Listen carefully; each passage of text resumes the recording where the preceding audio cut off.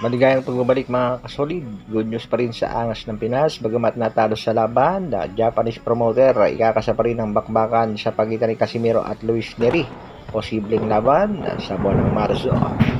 Mexican bad boy na si Luis Pantera nagbigay rin ng pahayag patungkol sa angas ng Pinas at sa kanilang pagharap sa ibabaw ng ring. Yan ang ating mga pag-uusapan.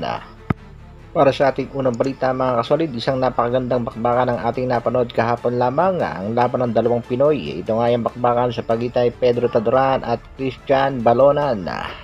Bago nga ang laban mga kasolid, itong si Balonan ay may kartadang 12 wins, 7 knockouts, undefeated.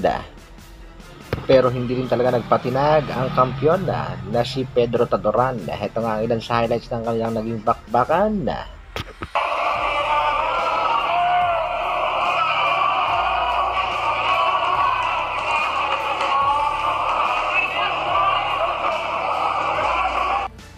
Nakuha pa rin mga kasolid nitong si Pedro Taduran ang panalo at pagkatapos nga ng laban ay kagad itong nag-call out sa isa pa ring champion sa kanilang dibisyon na ito nga mga kasolid ay si Oscar Colasso at kagad namang sumagot ang champion ng Puerto Rico. Ito nga ang kanya naging pahayag, "Nobody is coming for me, I'm coming for both of you, keep holding my belt."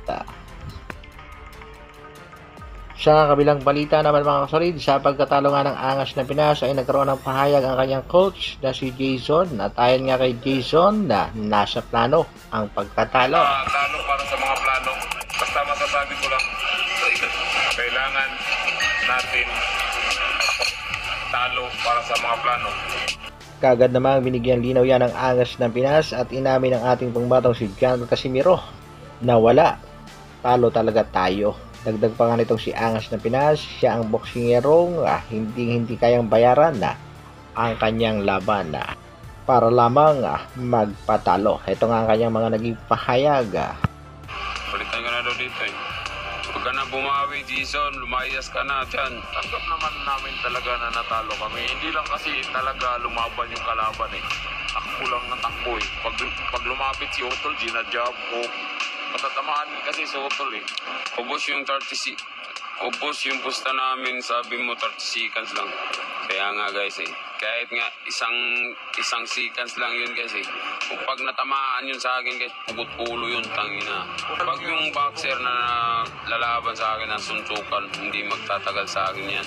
Sinasabi ko sa At sa laban nga nitong si Luis Pantera Neri ay present at nanonood nga ang ating umatong si Angas na Pinas. Nakuha ni Neri ang panalo sa Thailand boxer via decision at kagad din naman tinawag ng promoter na si Kameda ang ating pangmatong si Angas ng Pinas sa ibabaw ng lona at pinagharap nga itong si Neri at Casimiro.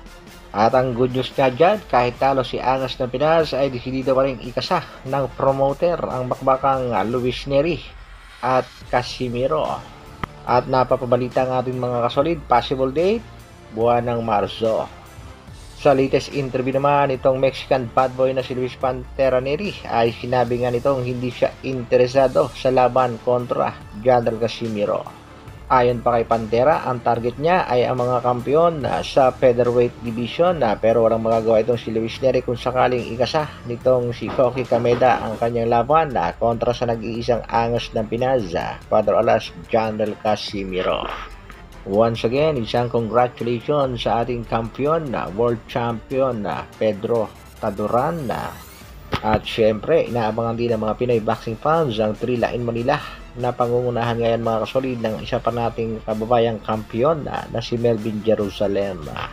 Hanggang dito na lang muna mga kasolid. Maraming salamat sa patuloy na pagsuporta at panonood. Pa-like, pa-share at pa-subscribe naman sa ating munting channel. Mabuhay, Dr. Alvin Vlogs.